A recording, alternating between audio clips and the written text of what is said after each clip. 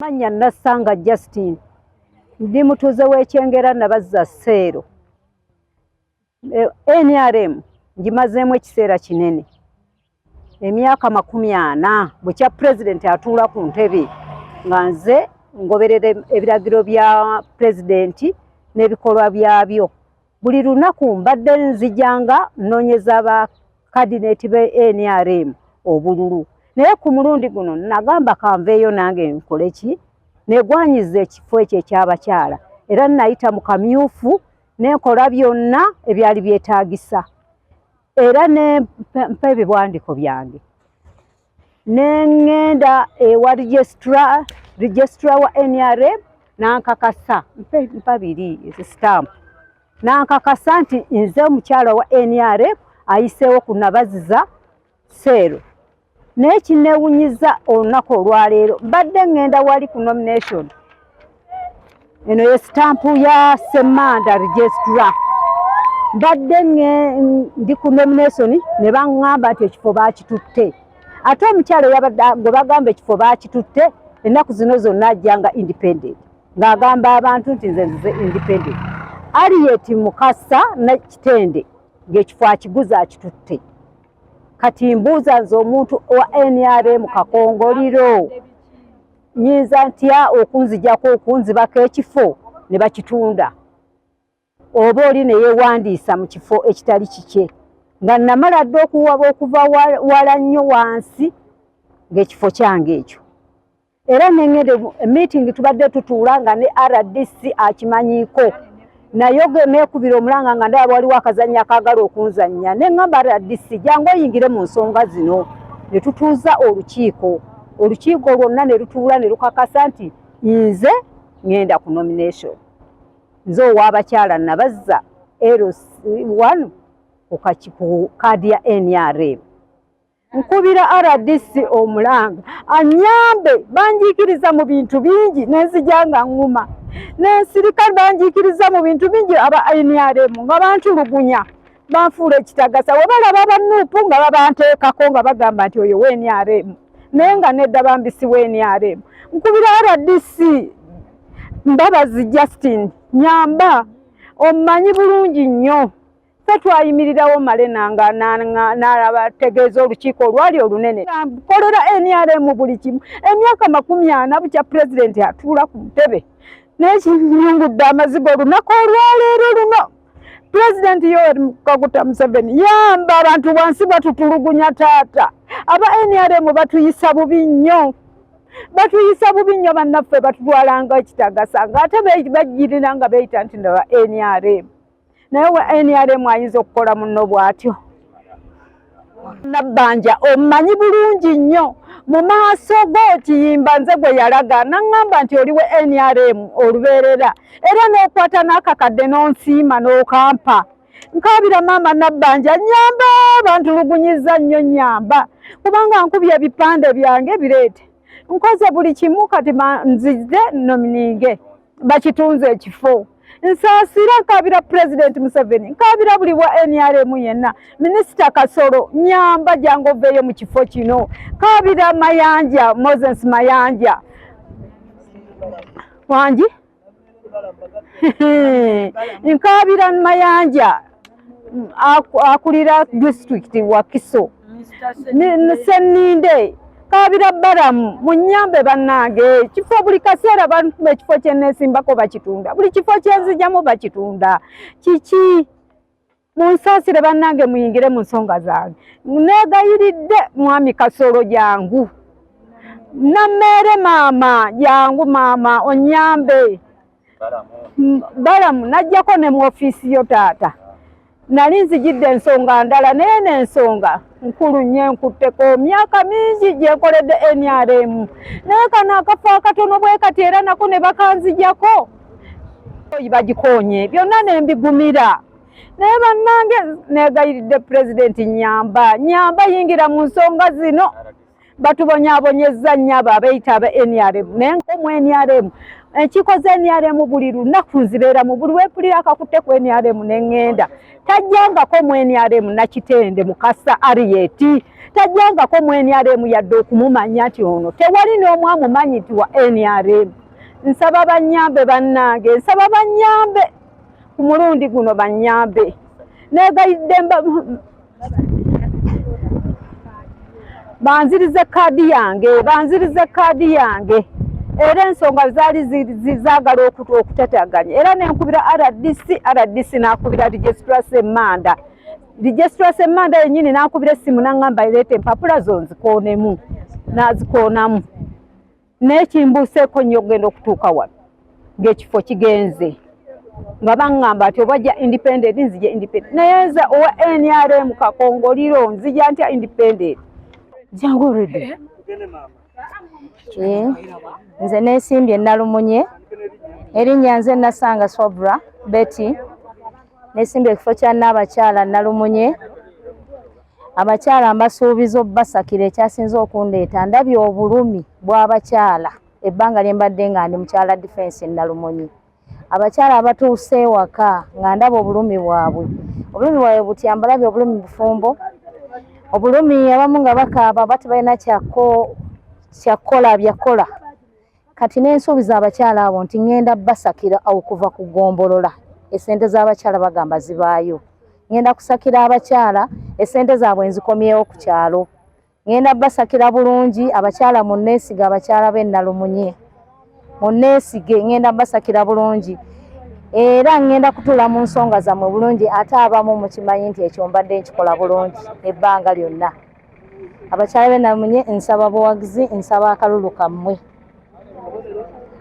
Nzize nga independent akabonero omuti. Olaba omuti ku lunaku olwo nze njinde mu muti. Omuti guliko ebintu bingi nnyo ddagala, ebibala, mirandira giwonya buli kimu ekiri ku muti.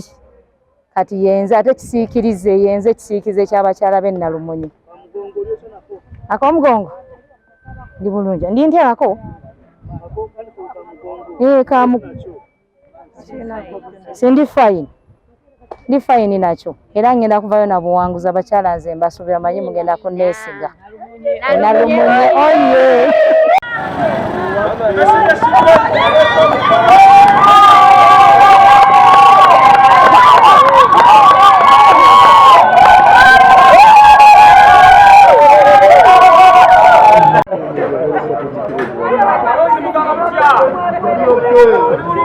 Bamuguliddewo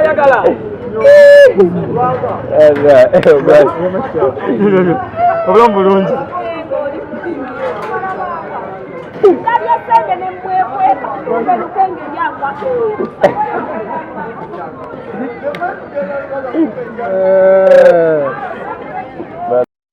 So nze eddoboozi ly'abantu aba bulijjo era bye ngenda okusigala nga ntambulirako ebbanga lyonna okulaba nga abantu ba bulijjo eddoboozi lyabwe lisigala nga liwulirwa. Kye sinnaba kuggusa okusookera ddala abavubuka bano bateereddewo enteekateeka eziwerako ekyokulabirako kati nabaterawo wifi ekyalo kyonna. Nasanga abavubuka baffe nga babonaabona nnyo bafulumya kinene ate ng'ennyingi za ntono. Nenteekawo wifi ekyalo kyonna okulaba nga abavubuka bakyatinga ate nga tebasipendinga ssente nnyingi. Kakati mu biki bye njagala okwongerawoko kwe kulaba nti omuvubuka nnyongera okumusitula. Nteeseteese okussaawo ebyemizannyo tubeere n'emizannyo nti ow'embaawo agenda okubagana n'owa galagi. Abakyala abafumba ebyokulya bagenda okukwatagana n'abakyala abalala. Teekawo ekyalo kyaffe kibe nga kirimu layifu endala ey'enjawulo ennyo ate n'okwongera okuyambako ku baana baffe abatasoma kubanga era nzize nga mbagabira bursaries okulaba ng'omwana atasoma ate naye ayambibwako kubanga abazadde abasinga tebalina ssente so nga ate balyetaaza okubanga abaana baabwe nabo bafaananako ng'abaana abo abalala. Nyambye nnyo abakadde nti buli nnaku nkulu nvaayo bakadde baffe abakadde abo abamu tebalina baŋŋanda, abamu baafiirwako abantu baabwe, abamu tebaazaala.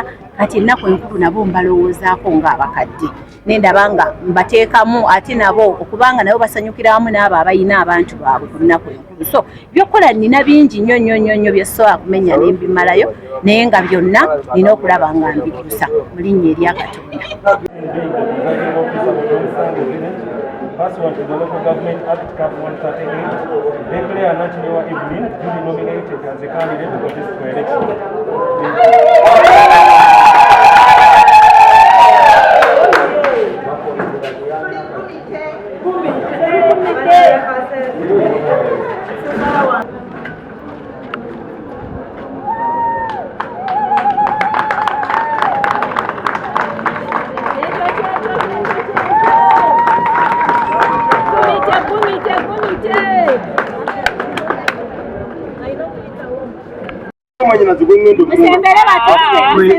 Mpulidde erinnya lya Lukenge ate bagamba omukonganyiri ekisoboka nze muweza munye omanye ekintu ozisizza wano awo tukira kubayo bulungi.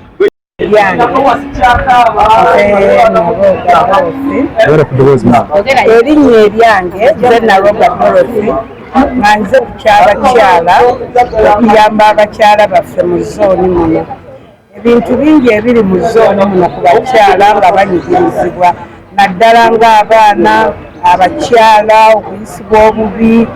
Kati nzize mbayambeko mbalwanirireko ng'abaana ddala abaana ekitundu ekyaffe abaana abaffe obasanga kuno tebasoma balimu ebiskrapu biki. Kati nzize nnwaneko ndaba abaana baffe nga basoma n'abakyala kale n'okwasaganya eby'abakyala ebibiina tulabe nga twezimba ffe nga naffe tuvayo tukulaakulana. Ffe waffe tomusaye ku bakyala tuli wansi nnyo kyekinsituddeyo njidde enkoleki nnwaneko tulabe. Kuzimba Harriet ndi mukyala mulokole ekyo kyebaliza Mukama okubeera omulokole. Nzize ku kifo ekya vice ngenda kubeera nga nyambako n'abakyala waffe okulaba nga tutwala nga tusitula omutindo mu bakyala kubanga zooni yaffe erimu ddala abakyala abali abawansi abakola emirimu egya wansi egitandikirwako naye katwagala okulaba nga tusitula abakyala bano batuukeko awantu we beesiimisa nga basobola okuyamba abaana baabwe basobola okuyambako amaka gaabwe kubanga nze bayibuli gyenzikirizamu ŋŋamba nti omukyala omwegendereza azimba amaka ge. Kakiba kitegeeza abakyala bano babeerako we basuumuse basobola okuzimba bulungi amaka.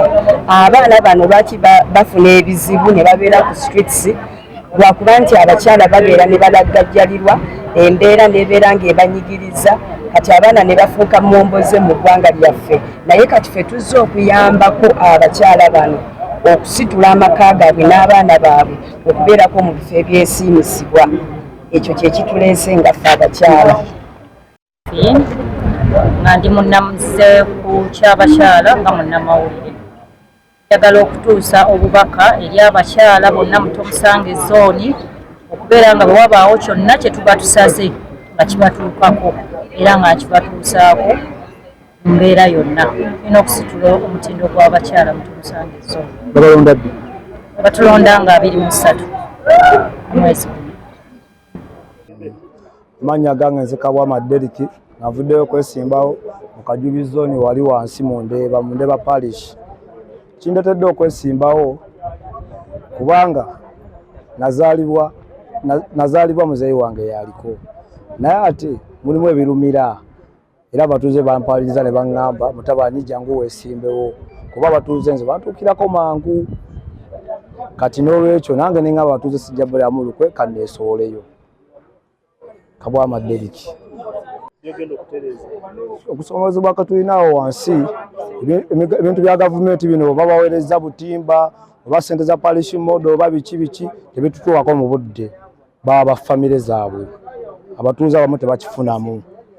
Baleeta obutimba 221 abatuuze abasinga tebaba butimba. Chairman aliko n'abutika n'abuzzayo ku ggombolola era ekyo kintu chairman abatuuze bakikompoiningako nnyo. Netuuka ku ssente za Nabbanja wano sente za Nabbanja zino twali mu covid emitwalo 10 ejo abatuuze tewali n'omu yafuna bafamire be bafuna sente za parish model nange mwenyewe kabaka wogera amanye ndi mutuuze batwala empapula zange nangamba tamanyi era ko kusomoza okwo kwe konvuliddeyo nje mpereza abantu bange batuseko service ennungi tuganyibwe mu bintu bya government byewereza ku ground nje independent akabonero mbade ngeri just nawa kugira wali eri nakalombe bino ngenda kulonda mupiira.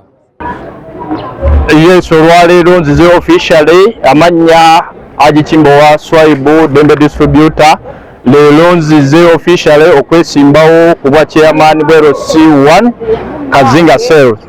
Ebintu byonna ebadde biremye abalala byonna nze nzize obikola era mbakakasa mwenna bannakazinga nti kasita mufunye Agiswaibu Kimbowa kweyo byonna ebibatawaanya azze okubikolako mu nkola eyo yennyini ey'obulambulukufu okubeera nga tutuuka obwerosi tuleme obufuula nti bulina kubeera nga bubeeraawo bwe butyo okutaayaaya butaayaaya wabula twetaaga abeerosi abakola abalina emikwano abalina obwesigwa mu bantu awatali kugamba nti nze ngenda kutwala butwazi owa booda bamukutte teriyo agenzeeyo. Agiswaibu Kimbowa azze okulaba nga atandikira ku bwa booda okututumula abakyala mu bibiina abavubuka abakadde ate byonna nzize mbikola embeera yonna ey'obuntu ngimanyi kuba ndi musajja akola sizze ku bwerosi tinzize kusayininga mpapula za poloti za bibanja nekolera era bonna balina ebibuuzo ebibuuza nti aji obeera bize tunakusangawa bannakazinga kamufuneko ku chairman atali wakubeeraawo naye nga bonna service azikola omukulembeze ajjako ngalo naye amaaso gasigalawo ddala ekitundu kya Kazinga ebisinga okisoomooza bye bino wammanga insecurity abantu okujja ne babakwata mu nkwata etali ntuufu abantu ne babeera nga babamenyera amayumba olw'ensonga nti Kazinga Sales erimu abantu ab'enjawulo naye abantu abo singa tubakolamu emirimu ne tubafuula bize ne tutalowooza bulowooza nti kasita abange bali bulungi bali bubi tebinkwatako mwerosi yaffe erimu luno zirinda olwange tawa musibe emmere naye kaakati oze omuntu agenda otuula awamu n'abantu abo tubakolemu emirimu ffenga abazze ku luno tetwagala okujja enguzi mu bwerosi twagala okujja omuntu abeere mwerosi ng'agyeyagaliramu eri ekulaakulana etambuza omuntu nga wabazze mu Kazinga ategera ddala ze mu Kazinga nkagala nnyo 100% lwaki kakulagira ddala okujjayo obwo obwerufu bwa kalulu era omuntu yenna nze kyemukubiriza keera ku makya ku nnaku z'omwezi 28 ojja osimbe mu mugongo wa Agiswaibu Kimbowa londa na nsonga londa busobozi tolonda mukwano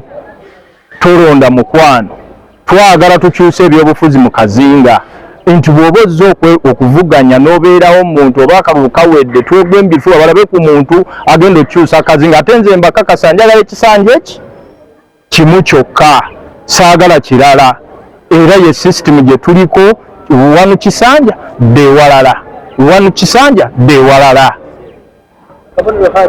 akabonero mupiira lwaki naleese mupiira nti omupiira ogwo gugatta abantu bonna ekikulu obeera energetic woba osamba omupiira gutaddewo kati gwe mupiira abantu ebiseera ebisinga bonna gwe balaba era n'olaba abavubuka olina bakwatira mu biki mu mupiira n'oteekateeka ebyemizannyo era ndowooza mubadde mubalaba abantu abasinga nti ku byemizannyo ndi mulungi nnyo ate nze nno ndi goalkeeper kati ekitegeeza nti gundi Kazinga Sales efunye omuntu omutuufu waayo w'ogikola ki ow'ogibeeramu agitambuze mu watali mbirigo awatali kuleekaana okulaba obulungi.